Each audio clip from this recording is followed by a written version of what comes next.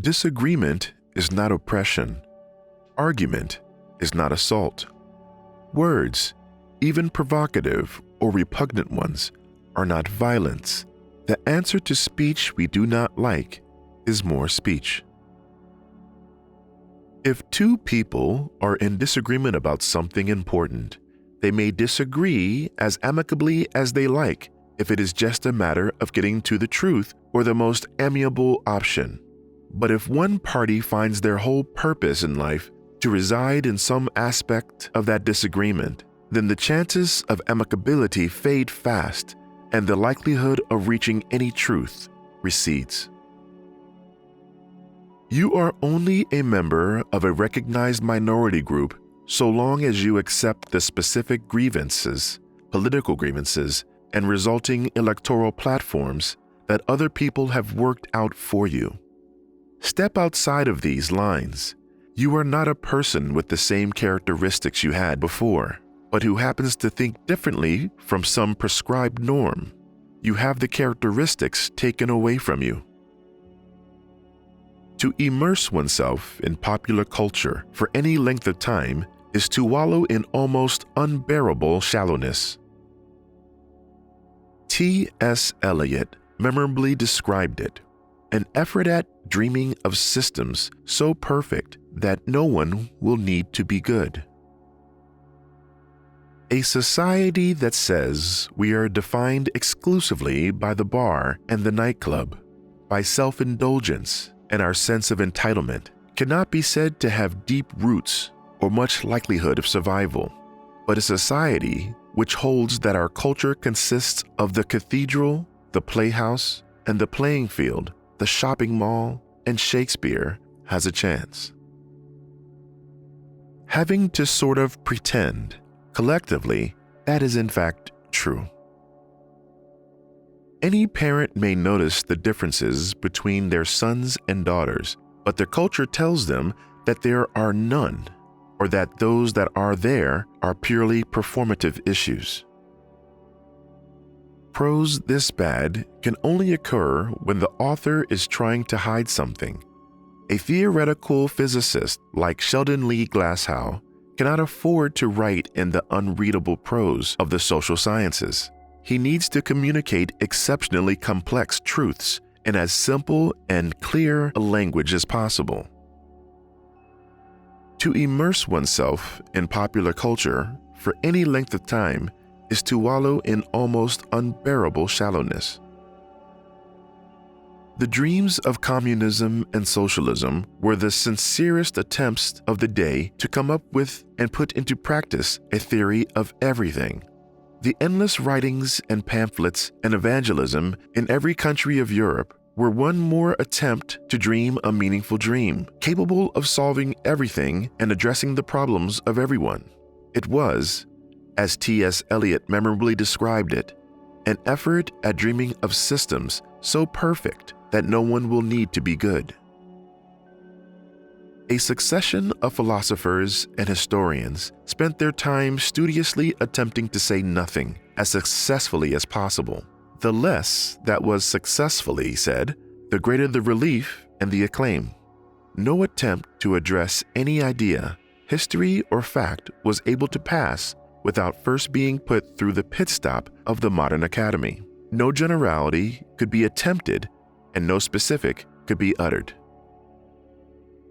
If there was a genuine chance of diminishing racism, sexism, or anti-gay sentiment, we would not wish to seize it with every tool and engine at their disposal.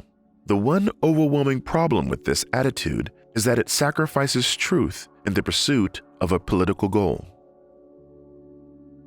A country that believes it has never done anything wrong is a country that could do wrong at any time.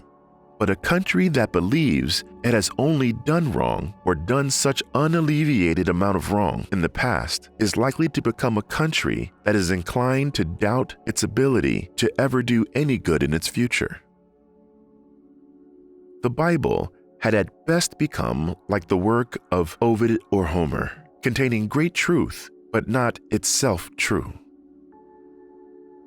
But if the views of some migrant communities on homosexuality were only a couple of generations out of date, the views of portions of these communities on the subject of women were shown to be out of date by many centuries, at least. All around us, we have the wreckage, metaphorical and real, of all our dreams, our religions, our political ideologies, and 1,000 other aspirations, all of which in their turn have proved false. And though we have no more illusions or ambitions left, yet we are still here. So what do we do? He suggests that one cure for anyone troubled with homoerotic temptations is that they might consider taking up a healthy pursuit such as going to the gym, suggesting perhaps that Dr. Nicolosi has never been to a gym. Their priority has been not to clamp down on the thing to which the public are objecting, but rather to the objecting public. If anybody wanted a textbook case on how politics goes wrong, here is one. If there was a genuine chance of diminishing racism, sexism, or anti-gay sentiment, who would not wish to seize it with every tool and engine at their disposal? The one overwhelming problem with this attitude is that it sacrifices truth in the pursuit of political goal. Indeed, it decides that truth is part of the problem, a hurdle that must be got over. So where diversity and representation are found to have been inadequate in the past, this can be solved most easily by changing the past. A society that says we are defined exclusively by the bar and the nightclub, by self-indulgence and our sense of entitlement, cannot be said to have deep roots or much likelihood of survival. But a society which holds that our culture consists of the cathedral, the playhouse, and the playing field, the shopping mall, and Shakespeare has a chance. There is a gigantic modern fallacy at work here. For of course people only think that they would have acted better in history because they know how history ended up. People in history didn't and don't have the luxury. They made good or bad choices in the times and places they were in, given the situations and shibboleths that they found themselves in. Only Europeans and their descendants remember guilt. So only Europeans and their descendants have continuously to atone for it. Consider the example of trans. There was a reason to linger over the difficult and poorly discussed issue of people who are born intersex. It was not for prurience, but to make a point. As Eric Weinstein had observed, anyone genuinely interested in addressing the stigmatization and unhappiness felt by people who are in the wrong bodies would have started addressing the questions of interest first. Efforts to silence people who raised their voice, whether through violence, intimidation, or the courts, meant that 3 decades after the Rushdie affair, there was almost no one in Europe who would dare write a novel, compose a piece of music, or even draw an image that might risk Muslim anger.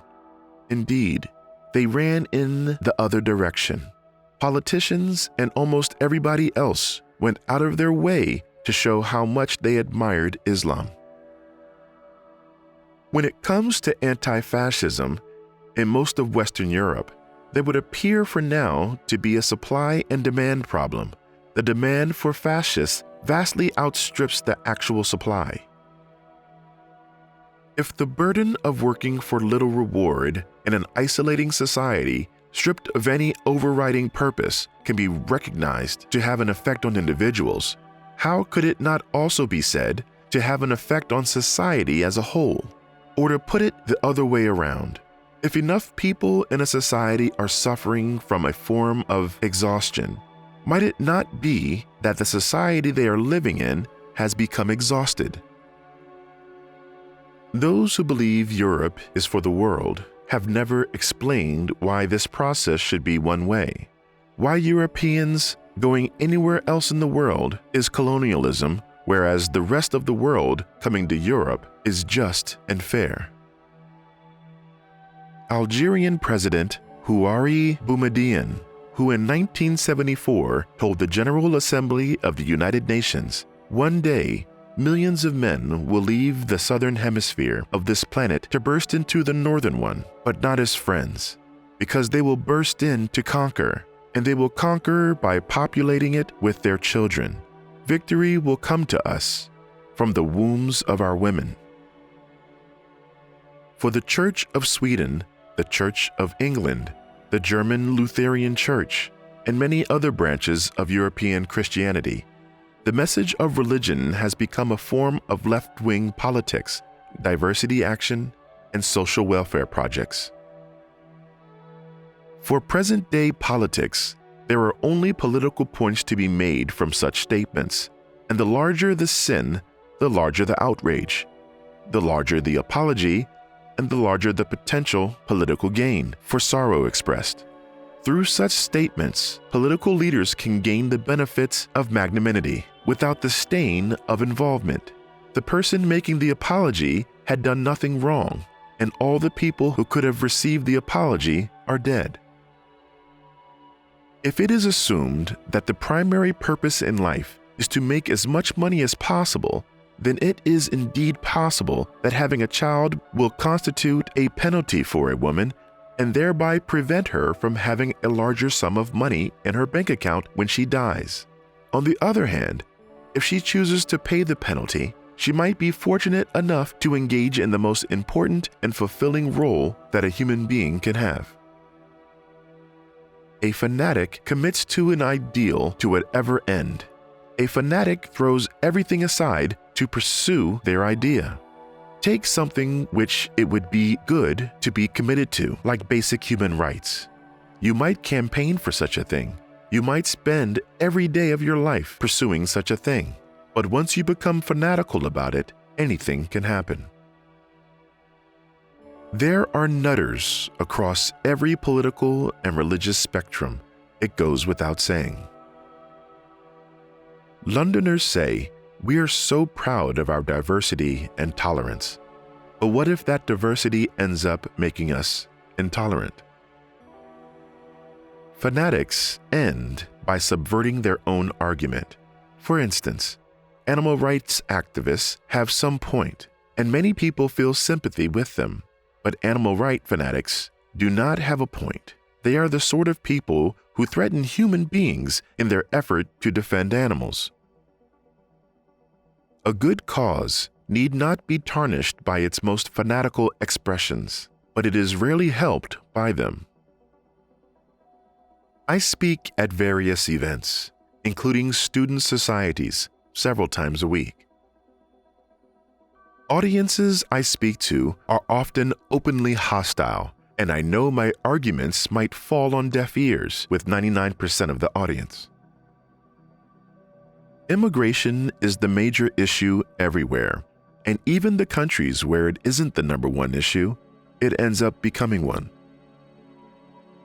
It's unwise to say nation-states wanting to retain their national identity in Europe should be dissuaded or stopped from doing so. Nationalism can go wrong, sure, but everything can go wrong.